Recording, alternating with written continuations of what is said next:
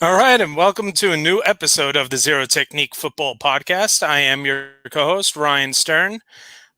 Joined with me, as always, is Jared Zero. We are both from backsportspage.com, and we are so lucky to have with us a friend of the show. You can find his work at footballdiehards.com, fantrax.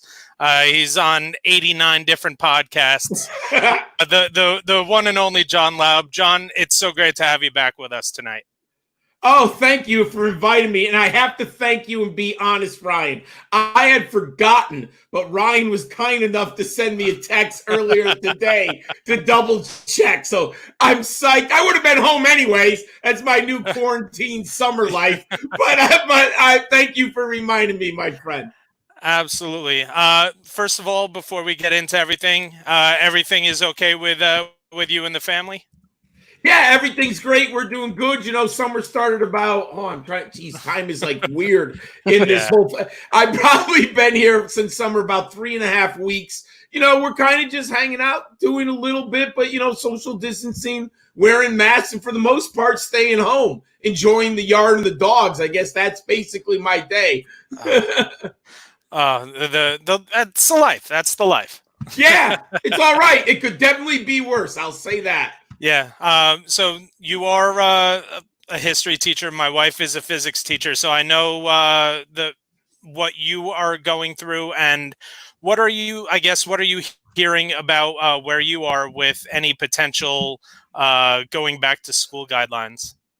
So the city took a poll of all teachers and parents. So I happen to be both. I'm a teacher in the same city, and my children go to the 2 different public schools in the city. So we're not getting anything back until the 24th of this month. So I guess the state has given guidelines to the districts. Now the districts have done this polling of the constituents and the workers in the city. And then I guess they're putting together a plan. I've heard from other fellow teachers. I'm a little bit concerned. I have to admit it. This is not good. The fact that we're back here and we were here on April 10th is just absurd. Now, I'm lucky in the Northeast. I believe, Ryan, you're in the Northeast too, right? Yeah. Both Jared's up just outside of Boston, and I'm in Jersey, just outside of New York. And we're pretty good here, but, you know, the science is bad across the rest of the country. And I've been reading about what the CDC and experts are saying against next winter or next fall and next winter. I mean, we have not defeated this yet. No. Look, there has to be options between online learning, distance learning, and in-school learning. The thing that saddens me right now, what we should be doing is figuring out how to improve our students' learning from home. Instead, we are wasting our time on political debates instead of actually how are we going to help the students. Look, I work in a large urban district, so I know every sin that has happened, those who dropped out, those who don't have technology, special ed students. I know all of it. We're not talking about how to make it better for them. We're talking about, should we even be in school? Let's go to school. Like, it's just the conversation is so wrong right now. It should be, how do we help the students learn better? And how do we remain safe? Not if we're going to open or you have to open is illogical right now when the science dictates that we should not open. Yeah, so I know, fortunately, there's one decision that I know my wife won't have to make right away, because I mean it's now July 14th, and exactly 1 month from today we are expecting a baby boy. Congratulations! Thank you. Yeah, so she's going to be on maternity until February anyway. So now the main decision is about our daughters, and we have one going into 3rd grade and one going into kindergarten. And kindergarten is a real tough age to be in distance learning because it's so physical, the learning that a kindergarten has to do. But both of my daughters have really expressed that if they would have to be socially distanced and wearing a mask, that they would prefer to do it at home. And I think that there is a larger majority starting to feel that way. And you were absolutely right. We need to figure out how to make this, make the learning better for the kids. And listen, I know how tough it was for all of you. You were thrown into a situation nobody was prepared for. We need to start preparing now so that when it comes to September, things can be better than it was over the final 3 months of the school year. So my heart goes out to you and all the teachers out there.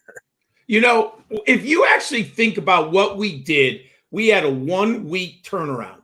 School closed March 13th. You have to get online 7 to 8 days later. We did it. Was it perfect? No. Was it as good as it could be under the circumstances? Absolutely. We should be making it better. And we're not doing that simple aspect right now. How am I getting more resources?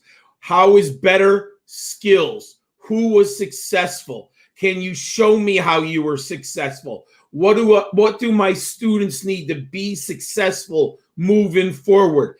Maybe we have to bring kindergarteners in twice a week. Maybe first graders two times a week. Like, there are different levels. A kindergartner, you just mentioned it, is completely different than an 8th grader. There are, but we're not even having these discussions. We're lumping in, open up the schools. That is not an answer. Right. The first thing I learned with my master's and what I've learned through my education my whole life, that is not an answer. We need concrete solutions to difficult challenges. And what we're getting is political rhetoric. And it's really disturbing. Yeah. I mean, again, like I said, my heart goes out to all the teachers, everyone that's really doing everything necessary to educate the youth of our nation, because hey, we need them. We need them to excel so that our future is as good as it can be. But I miss my kids. It stinks right. teaching at home. But I also have high blood pressure. I'm over 50. I'm in a dangerous age to be going in. But so I don't have the answers, but we're not having the right conversation. Right. So let's get into a little bit of football chat. And I know Jared has something that he's been waiting eagerly to discuss with you. I can see him. He's so pumped. You New England boys up there. No, I mean, I remember the first time you were on, John. We both were in super agreement about Cam Newton coming to the Patriots. Oh yeah, baby! You knew it was happening. Yep. Come on, man. And I was just so excited. I wanted to rub it in everyone's face, and I was so glad you were able to come on so we could talk about it. I have a lot of people that I'm seeing they want Stidham to start. And please. That is nonsense. That is 100% nonsense. The dude wasn't a high-quality player at Auburn. He was a 4th-round pick. You're talking about a former NFL MVP, first pick overall, Heisman winner, got a 1-15 team to the Super Bowl, has basically, you can argue RG3, Vince Young, who changed the quarterback position. Cam Newton's in the conversation for literally changing the position of quarterback in the NFL. Please, Jared Stidham, stop it. Thank you so much for that. It's just nonsense. I needed to get that across to a lot of different people. But no, I'm in 100% agreement with you. It is. I want to say, is anyone who's making this statement, have you seen him play at Auburn? I watched at least 5 games of his tape. Yes, he has some skills. I get it. There are traits. But he was a 4th-round pick for a reason. I mean, and I know I haven't seen what he did for a year on the New England team. So I get that. They have a little advantage. But if you're Belichick, isn't he 68 now? I think he's 68. What does he want to do? Jared, what's the one thing Belichick wants to do now? Win. Win without Brady. Win without Brady too. he cannot get to a Super Bowl with Jared Stidham. Get off the crack pipe. He is not going to the Super Bowl with Jared Stidham. Please. Oh, man. I think Jared, you must know this. Have you seen the difficulty of their schedule the first month of the year? Oh, my God. It's insanity, right? And the crazy thing is people actually have the audacity to say that the Patriots are only good because they play in an easy division. No, look, we know what's going to happen. Belichick's going to tweak the offense. And if you haven't read The Education of a Coach, it's one of the best books I've ever read in my entire life. And I'm a history guy. Education of a Coach, one of the things that Belichick saw when he was playing against Peyton Manning and he was playing against Marvin Harrison, Reggie Wayne, and who's the great tight end? Dallas Clark, and then Edgerrin James. What he talks about in the book, the author, and he begins to say Belichick realized that the game was changing. There was a new paradigm shift. And that paradigm shift was going to reward the passing of the football. So what did Belichick do? He got a washed-out Wes Welker from Miami. People forget Welker even played at Miami. I'm so old, I remember Walker, Texas Tech. And trust me, he was not a big prospect. But Belichick saw something in Miami at him, grabbed him. And then what did they do? Off the scrap heap, they got Randy Moss. And they literally put together the undefeated season, arguably the top 3 offenses of all time, with Moss, Brady, Welker. And this is what he's doing. See, Belichick's smart enough to adapt. The one thing that no one gets about Belichick, I don't hear it enough. His brilliance, X's and O's, I get all that. Okay, I get it. His defensive game plans are extraordinary. No question. You know, Ryan, we've seen him with the Giants. I mean, the game plans that he's come up with over his career are silly, okay? But he adapts and he evolves. He does that better than any other coach. So what did he get himself? Hey, I can't beat Lamar Jackson. I can't slow down Patrick Mahomes. You know what I need? A mobile quarterback who I can challenge the defense on every play, running the football, throwing the football, RPOs. I can be creative. You don't think Josh McDaniel in quarantine is watching film of the Ravens? Cam, his first 3 or 4 years in Carolina, his film at Auburn. You don't think he's emailed Cam? What are your 5 favorite plays? Right? You don't think that's what McDaniels is doing? Are you guys not paying any attention? He's asking Cam, what is your body capable of doing, and what are your favorite plays? You know what? I'm going to go draw them up for you. I mean, please, the intellectual football knowledge that McDaniel and Belichick bring to the field is absolutely perfect for Cam Newton. I don't understand how anyone can be against this. And Jared, I'm not even talking about they paid nothing for him. It's a comedy act. They didn't even spend money. I mean, it's a joke. It's a joke. What, you know, they went, in my opinion, they went from the 3rd best team in the AFC East to the team to beat in the AFC East. You're going to tell me, honestly, I'm going to go Josh Allen and Sean McDermott, or I'm going to go McDaniels, Cam Newton, and Bill Belichick. Sorry, cha-ching. And I'm not even going to mention the Jets with Adam Gase. Please, please, please. And I think Miami's heading in the right direction, but they're not ready. Love it. So I love every minute of it. Let's put a little fantasy spin on this. How do you think Cam now fits into the fantasy quarterback? I guess, where do you think he's going to slot in, and how do you think he's going to affect some of the other players on the Patriots? One, I have at my quarterback 11. That's it. his running upside, his ability to throw the football, and I believe in McDaniels and Belichick. I mean, please, have you really, other than McCaffrey and Greg Olsen, name a coach who you would want running your offense in Carolina, and name a receiver you would want to play with in Carolina, other than DJ Moore, but he missed about half the games with injuries. This is the best group of people he's had around him. Now, I love N'Keal Harry. He's the guy I'm getting. Here's why. Julian Edelman is a master of uncovering in zone coverage and immediately getting open within 2 ticks. And Brady can get the ball to him in 2 ticks. That is not Cam's skill. Cam Newton is not Julian Edelman's quarterback. A different skill set. Cam needs more time.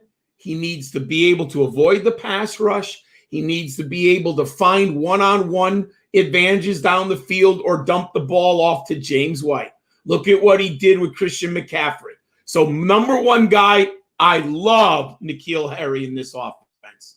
I like Sony Michel, and here's why. An RPO with Sony Michel and Cam Newton in the goal line is nasty. And I get, you know what, someone was saying, well, Cam's going to take touchdowns away. They're going to have more opportunities with Cam. They weren't getting there with Jarrett Stidham. They're going to have more red zone plays. They're going to have more offensive production than they ever would with Jarrett Stidham. And you know what? I get the Patriots. I tried to play this game. Patriots lose players on defense.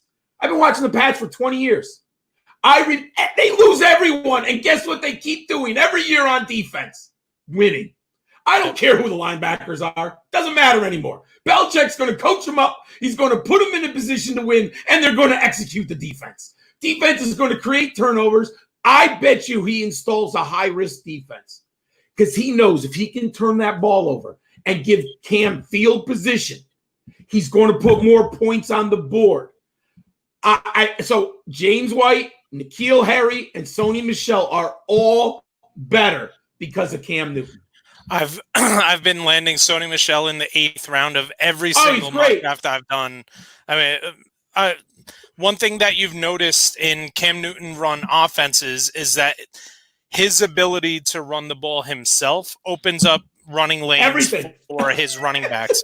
And Cam Newton's running backs tend to, while the volume may not be as high as if they were with a different quarterback, their efficiency is going to go up. And one thing we noticed last year with Sony Michel, he had no efficiency. And I think that's going to go up with Cam. I agree completely. So, John, you mentioned the Patriots defense, how you don't care who they have at linebacker, who they have really anywhere, because they are going to execute. So my question for you is, Jadeveon Clowney's still a free agent. The Pats just opened up a bunch of cap space with their whatever they got back from Antonio Brown and Aaron Hernandez. Do you if you're the Patriots, do you take a shot on Jadeveon Clowney? I would take a shot in a second. I was on the Football Diehards last night, 7 for 7, and they asked me about Jadeveon Clowney. Now, I said Dallas, because if I'm Jadeveon Clowney, I want to get to the Super Bowl. And the thing is, Dallas, if they're not going to pay Dak, which it looks like they're just going to put him under that, the 5 top quarterback franchise tag, right? And then he's going to – so they're going to save money at the quarterback, bring in Jadeveon Clowney. Then I find out today what you just said. Somehow the Pats got, $7 million magically? Yep. That's unbelievable. Not only do they get Cam Newton, but hello, the heavens opened up and gave us $7 million on the salary cap. The Jets can't even get to the playoffs in 20 years, and somehow the Pats get Jadeveon Clowney and Cam Newton for peanuts. So right now, Bill Belichick's like, dude, Jadeveon, come here, man. You and Cam, we got it, man. We're the best team in the AFC. And here's the thing. Belichick wins with linebackers. He wins with defensive linemen. He wins in the secondary. Jadeveon Clowney is the ultimate chess piece because he literally will just tell him, son, you have one goal. Hit the quarterback. I don't care almost anything else you do. Don't worry about the backside rush. Don't worry about the tackle or guard blowing you up. We'll cover. I want you to do, son, is get the quarterback. And we're going to put you on the field about 35 plays a game, young man. And your job is to get the quarterback. I mean, I'm sure Ryan's heard this. And I love this story. I tell it every time I get a chance. I might even told it to Ryan years ago. Saw an interview with Belichick one time years ago. And they're talking about Lawrence Taylor.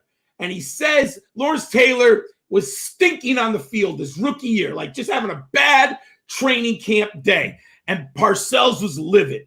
And Parcells is talking to Belichick, what's with the young man, blah, blah, blah. And Belichick goes, and he's young now, so he's like 31 or 32, Belichick.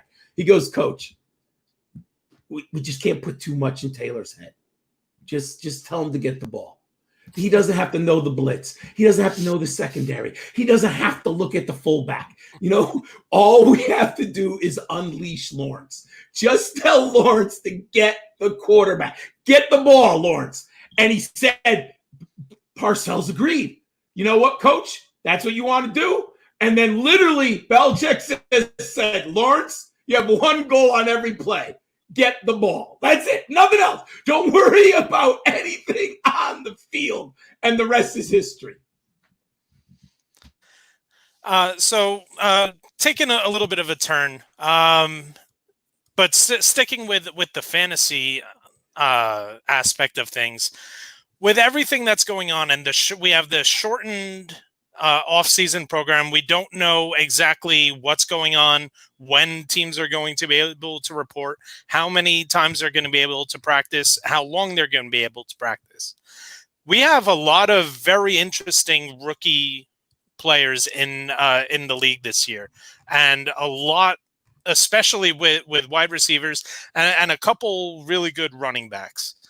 How do you think this shortened offseason is going to affect the rookies throughout the year? Great question. I've been thinking a lot about this. So one, tight ends are out. We didn't like the tight ends before. We don't like tight ends as rookies. They're just going to be overwhelmed. Forget it. They're out. So I'm not even touching them. I think wide receivers are in real trouble. Unless a coaching staff changes their entire offensive philosophy, you can't have these young receivers and expect as much out of them as you normally would. There's just not enough reps with the quarterback. There might not be enough understanding of the playbook. They might not be able to recognize press coverage, to zone coverage, to man coverage, to off. Right? There's so many things they have to know. So I'm very worried about the rookie wide receivers. Running backs, I think at the end of the day, if you simplify the call on the field and the running back understands what they have to do on each and every play, and you might have to dial back blitz pickup on third down. So maybe rookies aren't in there on third downs because that's a problem, right? We know if you can't pick up the blitz, you're not staying on the field. Now, the blitz pickup is complex in the NFL. This ain't, you're not playing Texas. You're not playing the Pac-12. You're playing Bill Belichick, man. He's going to come at you with a corner unlocked. He's going to come with the safety, and you're supposed to pick it up as a rookie. So, but as far as running the ball, I'm okay with the top freshman rookie running backs because they should be able, as long as the coaching staff keeps it simple. Your A gap, you're going to run here. It's a toss, don't get too complex. So I'm okay with the running backs. Quarterbacks, here's the thing. I don't know the learning styles of every quarterback. And here's what I mean by that. Some human beings need to actually have repetition and physical, mental, or muscle learning on the field. Other players might be able to learn a playbook strictly from reading a PDF file on their computer. Because some of the athletes are going to be learners who learn from reading. But there's other athletes on the field who are going to be mechanical learners. And they're going to need the only way they can learn plays is through repetition. We have an art school. In general, my dancers learn better through repetition and physical activity. My creative writers, you can give them a chapter in a book and they'll devour the entire chapter because they're good readers and writers. Same thing's going to apply to NFL athletes in general. So I was reading about Joe Burrow, and they were saying how quickly Joe Burrow is picking up the offense. Now, my educator button went off and said, you know what? His parents are middle class. He's had a good education his whole life.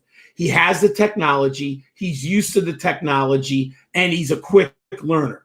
So you know what? He's been able to sit down with the Bengals playbook and learn it visually online, however the Bengals are presenting it to him. But I don't know if T. Higgins can learn that way. I haven't heard anything about him one way or the other. I don't know what kind of learner T. Higgins is. So one of the problems is that when you bring in these rookies, they're all different learners. Now, my guess is they're mostly kinesthetic learners, which muscle repetition because they're athletes. But then you have some who can learn from reading. I mean, right? They get college degrees. They're smart kids.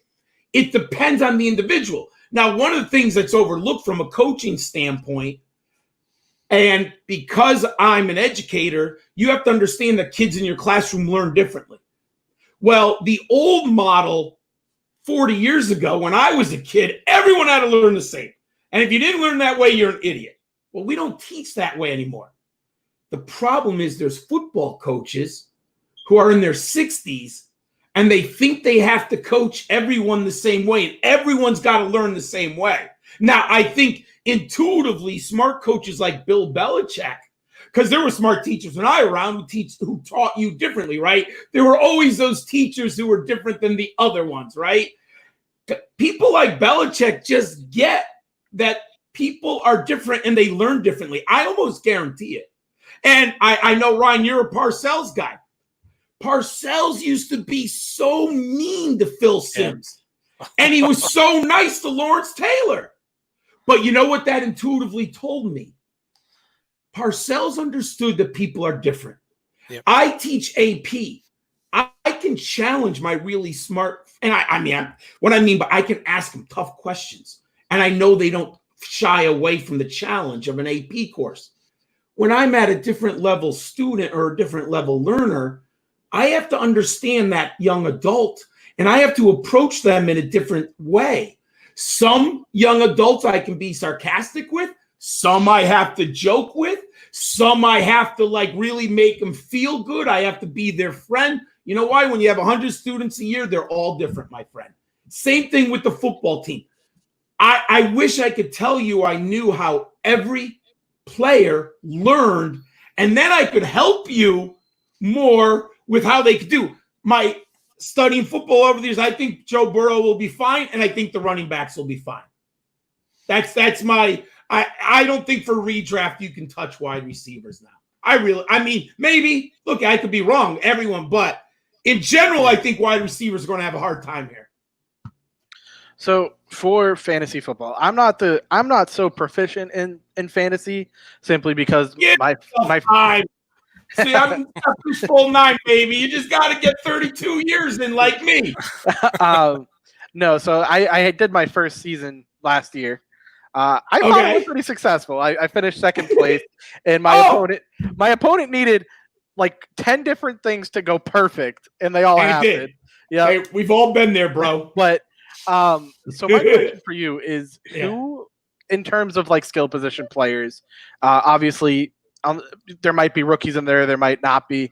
Who would be your sleeper picks, like for a wide receiver or running back or something like that? Like the people that might not get enough attention? Absolutely. I love this question. I actually kind of figured you'd be asking me. Football Diehards magazines are they should be going to the printer today. They should be out on the shelves within probably 7 to 10 days. They have to be printed and they have to be sent out to the stores. But I did my ranking. So number 1, I have to admit when I'm wrong. I wasn't high on Daniel Jones coming out. He showed me a ton last year. I like Daniel Jones. He's coming dirt cheap.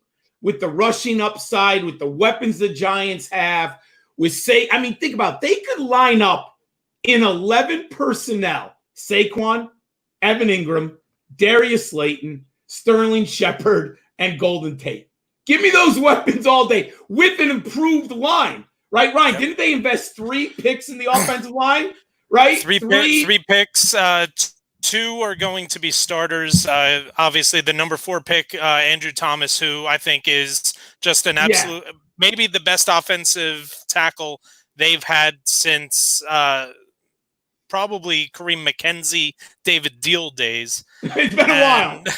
And then they have a kid, Shane Lemieux, that they drafted out of Oregon in the 5th round, who was a guard who they're looking to have play center, and he hadn't missed a snap since his freshman year, and he missed 2 snaps his entire college career. Look, and then Matt Peart out of UConn too, right?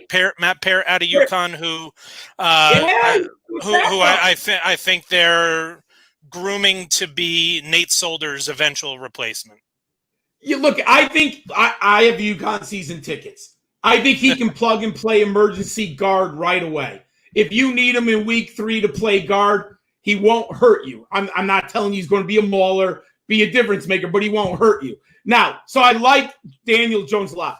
I'm also Drew Lock, my friends. He's dirt cheap. Pat Shurmur is a better offensive coordinator than head coach. Some guys, some men are better coordinators than head coaches. My son and I always talk about this. Wade Phillips. You know what? One of the greatest defense coordinators in the history of the game. Guy's just not a very good head coach. That's okay. I'm a teacher. I'm not an administrator. I love the classroom. It's okay. That's where I'm meant to be. That's okay. Like, I don't want to be a principal. That's not my goal. I think Shurmur is going to help Drew Lock a lot. And here's the reality. When you have Cortland Sutton, you have Jerry Jeudy, you have Noah Fant, you have Melvin Gordon, you have Phillip Lindsay, and an improved offensive line. Now, they did not do as much as the Giants did, but one of the biggest picks is Cushenberry, the 3rd-round pick from LSU, the center. I love that kid, and he's smart. And you know why that's important? Yep. Drew Lock will not have to call offensive line signals. What I know from Cushenberry, what I've read from LSU, he controlled the line blocking at LSU. If Shurmur can coach that young man up to call signals along the offensive line, that'll take a lot of pressure off Drew Lock, allow him to throw the football, and Drew Lock is dirt cheap, my friends. He's not costing you anything. I just took him in the Scott Fishbowl. I'm already too invested. I think I got Drew Lock in 7 of my 14 best ball, regular season, redraft, all that stuff. So those are 2 there.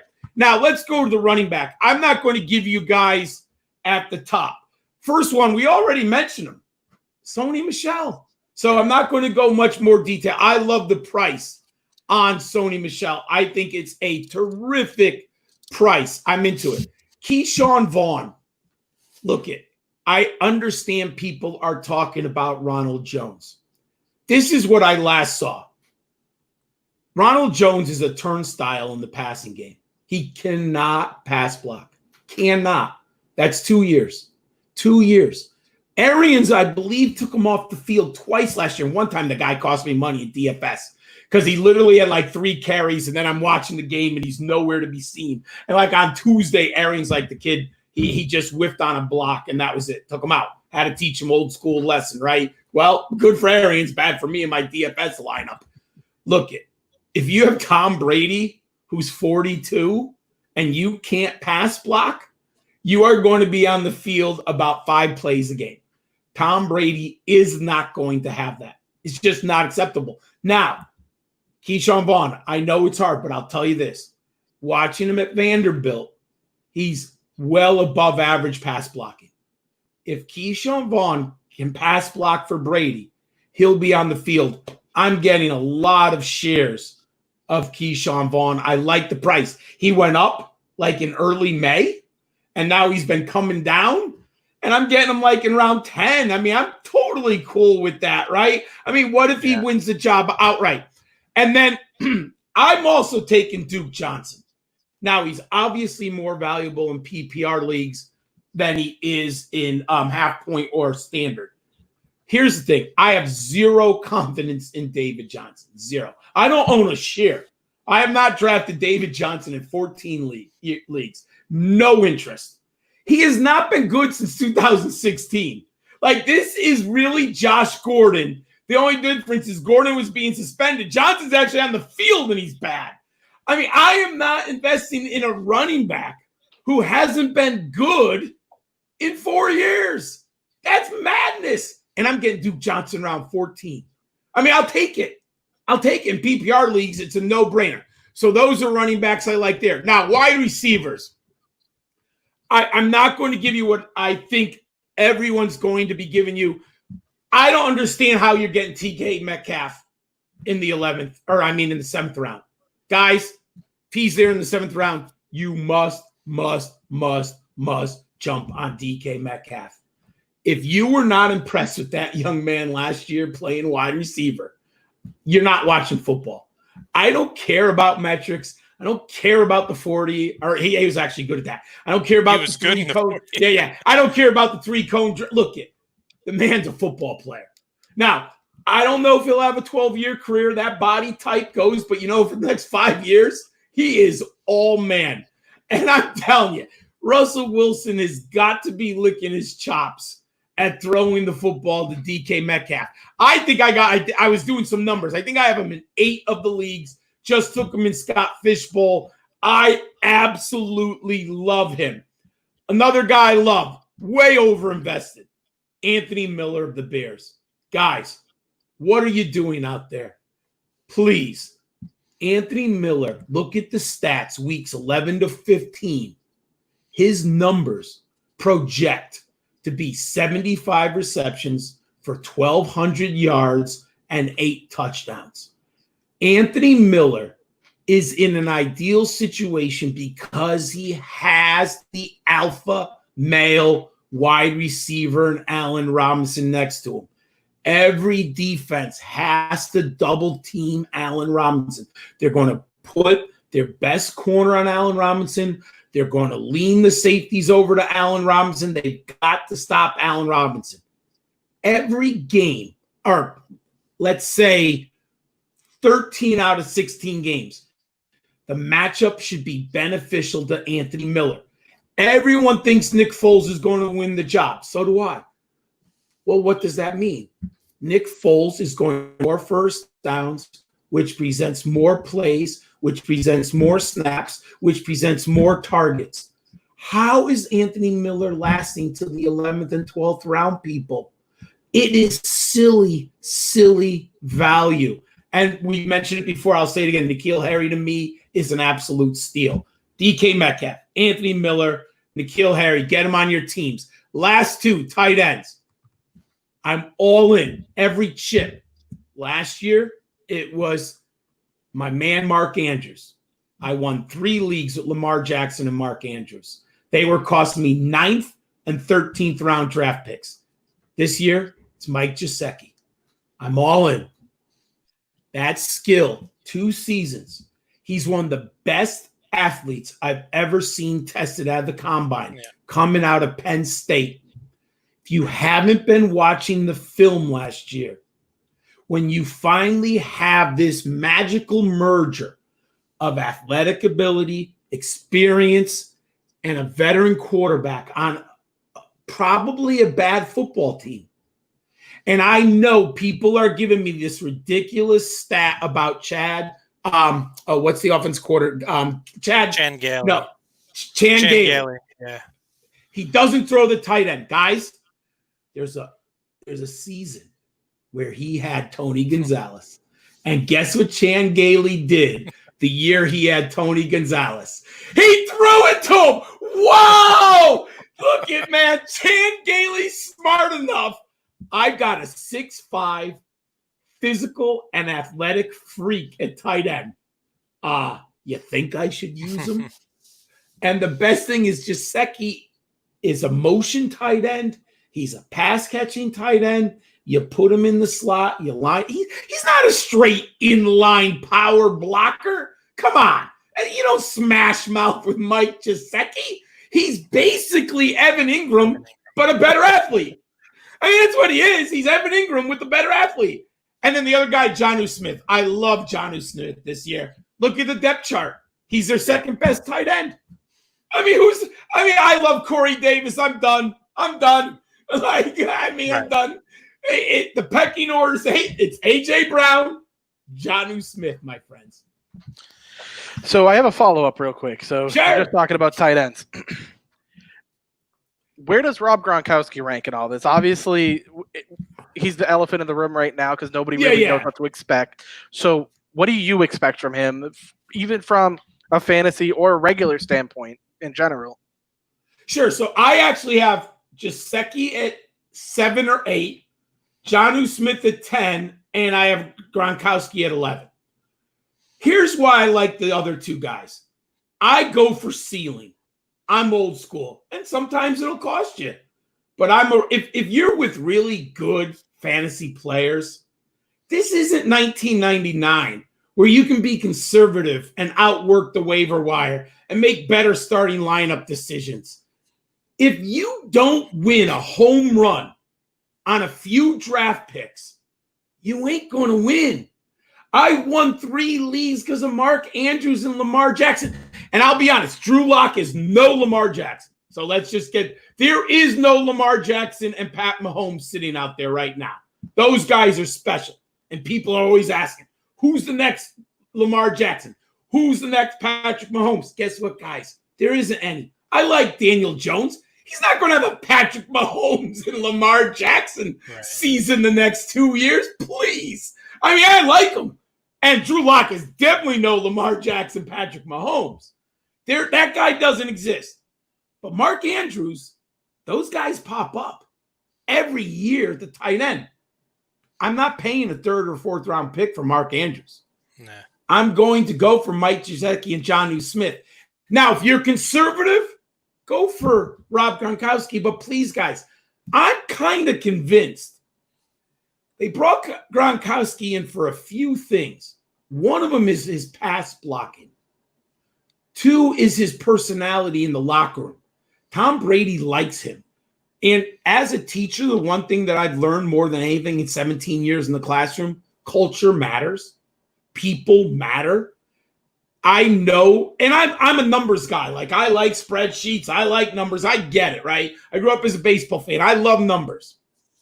But football is not just numbers. Football is about people. Tom Brady brought Gronkowski in for a lot of reasons. And at the end of the day, Gronkowski is the 3rd option.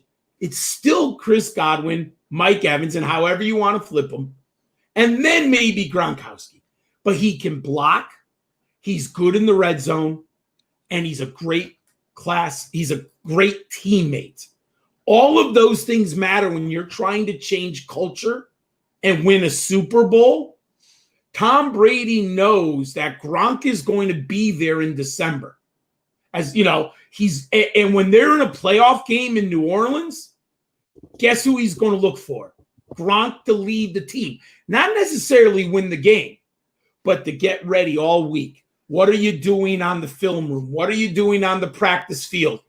Hey, Ryan knows this. How many times did you hear Belichick always say, I want my guys?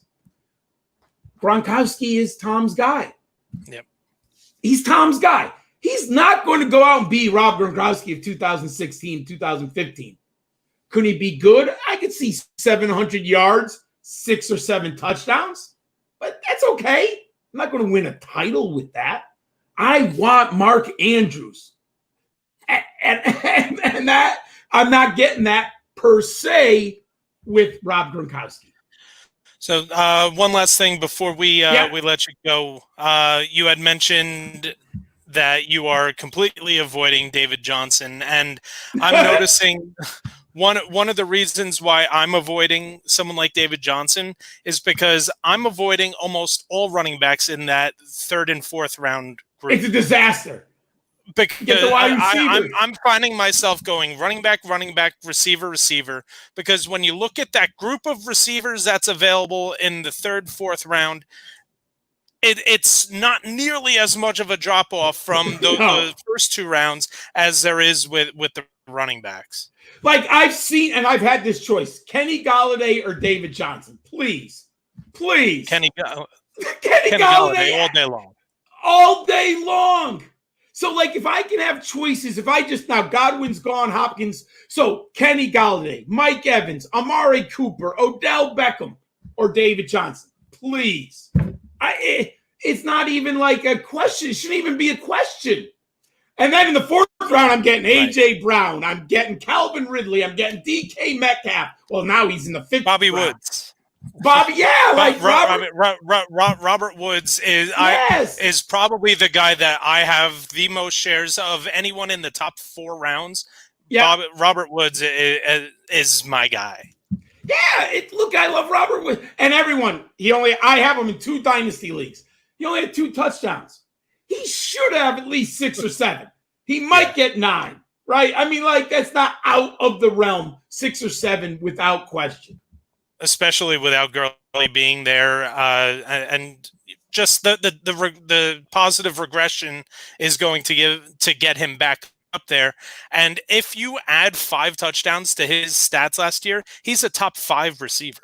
Oh, dude, he was really good last year. Yeah, he was really, but people just only see it's a perception, and he didn't score touchdowns. John, can't thank you enough. You're the best. Every time you come on, you bring the A game. And why don't you let our viewers, our listeners know again where they can find your work? Thank you, gentlemen, for inviting me. I've had a blast tonight. It was so much fun. Please follow me on Twitter at GridironSkull91. I could not afford the A and the R when I opened the account, so please follow me. And all my written work is on footballdiehards.com. Now, I do a lot of college fantasy football stuff. All of the college stuff is on Fantrax, but all the NFL stuff is on footballdiehards.com. John, you're the best. Looking forward to the next time we can have you on. I can't wait. Have a great one, gentlemen. Always a pleasure, John. Thank you. Peace out. Hey, what else can you say? I mean, when you asked him about Cam, I don't think I've ever laughed as hard on this show as I have when he went on about Cam and Jared Stidham. Oh man, that was my favorite. That was great, and I thought that was fantastic. I mean, you and I have had some pretty good laughs, but the way he went off was just phenomenal. All right, so now we will. Before we end up, we are going to continue our top 5 segment on. And this week we are doing our top 5 linebackers in the NFL, and I said, look, I got my 2 linebackers hanging up there, and as always, I've got a story about one of them. Obviously, we got Lawrence Taylor, and then we've got the Brian Cushing USC jersey. Obviously, for those of you who know me well, who have been listening, know how big of a Notre Dame fan I am. So for me to have purchased a USC jersey means that something had to have happened. There is a reason behind it. So I actually, I used to work with Brian Cushing's sister. And what a sweet! She was so sweet, and all she wanted to do. She knew how big of a football fan I was. This was before I got involved in with Backsports Page. I was still just a plain old fan who was going to the NFL draft all the time. So his last year at USC was when I was working with his sister. And she said, if you can get a jersey, I'll make sure that he autographs it. So I was actually able to see him draft night, the night he got drafted, and he autographed the USC jersey that I have up there. It's the first USC item I ever bought. It will be the last USC item I will ever buy.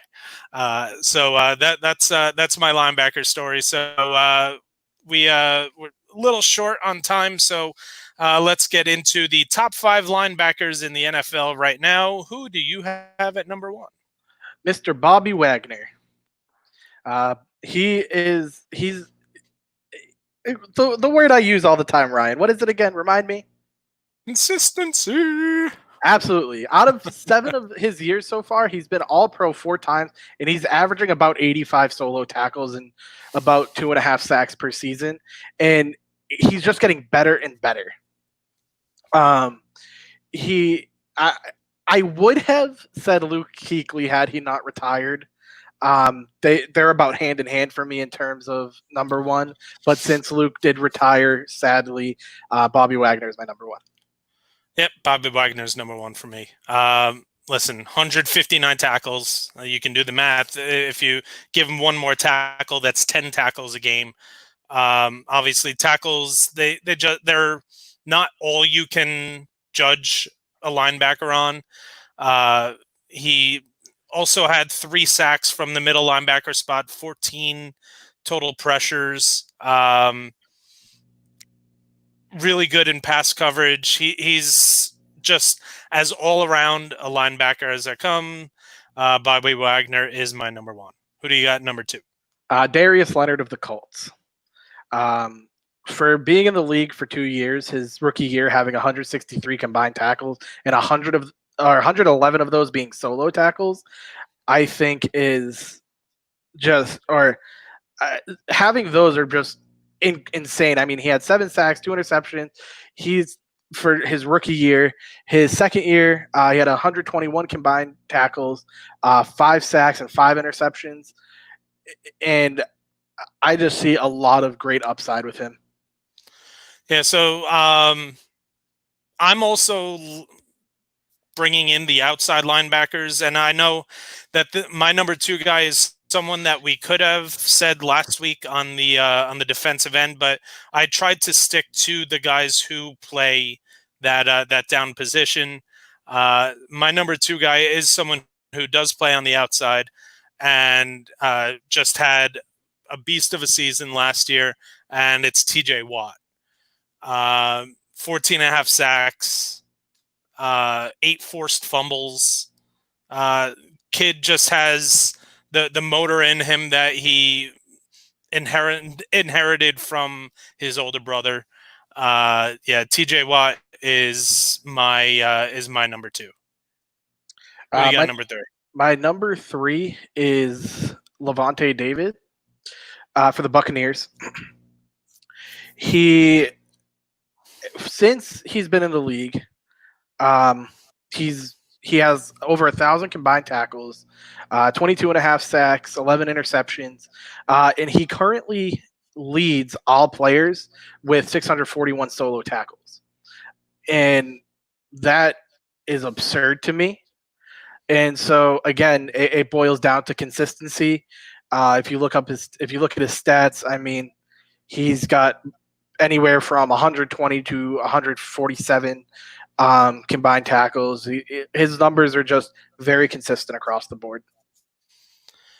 My number 3 is your number 2, Darius Leonard. Even though he won Defensive Rookie of the Year his first year in 2018, I just don't think he gets anywhere close to the respect that he deserves. 284 tackles in his first 2 years in the league, 12 sacks already. I mean, the kid's just he's got the it factor, and he's one of the reasons why I'm so high on the Colts this year. Who do you got number 4? Raquan Smith with the Bears. For a similar reason to Darius Leonard, for only his first 2 seasons, he already has 222 combined tackles and 7 sacks, 2 interceptions. And what's crazy is that in 2018, when he was drafted, he wasn't even a starter, and he still finished his rookie season with 89 solo tackles, 5 sacks, and 5 broken up passes and an interception. So to think that not even being a starter and finishing with those type of stats, again, major upside for him. My number 4 is Eric Kendricks, Minnesota Vikings. Again, here's another guy who you can just lump into your consistency. He's one of the better blitzing linebackers. He's also one of the better coverage linebackers in the league. Doesn't put up the same tackle numbers that you see from Bobby Wagner, which is why he may not be as high on somebody's list, but he still puts up enough. Eric Hendricks, my number 4. My number 5, I would have to say, is C.J. Mosley. When he played for the Ravens, again, it comes back to what's it called? It comes back to his consistency. And obviously, with the Jets, he got injured. And so, obviously, he only played 2 games. But in those 2 games, he had 9 combined tackles and an interception and a touchdown. And so, obviously, if he bounces back properly from the injury, he's definitely up there for me. My number 5, and as much as it pains me as a Giants fan, it also one of the reasons why I know so much about him is because he is the Notre Dame guy, and that's Jalen Smith. If Jalen Smith doesn't get injured in the Fiesta Bowl, his last year at Notre Dame, he probably goes number 2 overall. I guess that was the year that we were expecting Laramie Tunsil to go at the top. He slips to the second round, and the Cowboys take him there, knowing that he's going to have to redshirt his first year. I mean, it was just a horrific injury. There were doubts about whether or not he was going to be able to play in the NFL. But I mean, ever since he's gotten on the field, all he does is produce from the outside linebacker position. It's the heart. This kid just brings heart. He has a captain mentality to him. Over the last 2 years, he's averaged over 130 tackles. You just gotta, again, we're talking about consistency, and this is someone that has that consistent motor about him. So that's going to wrap up our top 5 segment for this week. It's going to wrap up our podcast. Once again, have to thank the amazing John Laub, footballdiehards.com, for his NFL fantasy football work. Go to fantrax for his college fantasy football work. So I don't know. I think it was maybe 2 or 3 years ago. John and I actually did a whole college fantasy football preview on our show. He came on every week, and every week we broke down one positional group. And college fantasy football just obviously is much more difficult to play because there are so many teams. It's tough to really understand the different schemes and playbooks and how everybody from all these different teams are going to stat out. John's at the top. I mean, if you're looking to get into something new, and maybe this year isn't the best year to get into something new, but if you are and you're looking to get into college fantasy football, make sure you check out John's work over there at Fantrax. Jared, what do you got coming up with Back Sports Page? So I don't want to give too much away. No, I'm just kidding. I got some Celtics content coming up. I'm going to be talking about the Celtics with the NBA restart. I do have a couple Patriots articles coming up. One specifically that I've been working on is what we can expect from Cam Newton with the Patriots. So those are some of the things I have going on at Back Sports Page. As Ryan always asks, you can find me on Twitter at journalistj0. and you can always find me on Backsports page. Yeah, I got you could, for those who are watching on either on our Facebook stream or on our YouTube stream, got my Ranger hat on. I will be having my Rangers preview for the return to play with the playoffs coming up. Right after that, I will be having my Penguins return to play preview. So you got those two are coming up this week. Make sure you are staying tuned to backsportspage.com. You can follow me at rstern33. The show is on Twitter at Zero Tech Pod and on Facebook, the Zero Technique Football Podcast.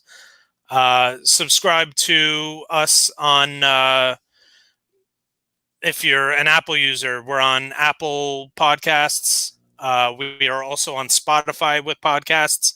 Make sure you're subscribing to the Zero Technique Football Podcast. And if you're watching on YouTube, subscribe to Backsports page while you are there. Thank everyone for tuning in. Jared, hope you have a great week, and we will talk to you next week. Yeah, absolutely. I look forward to it.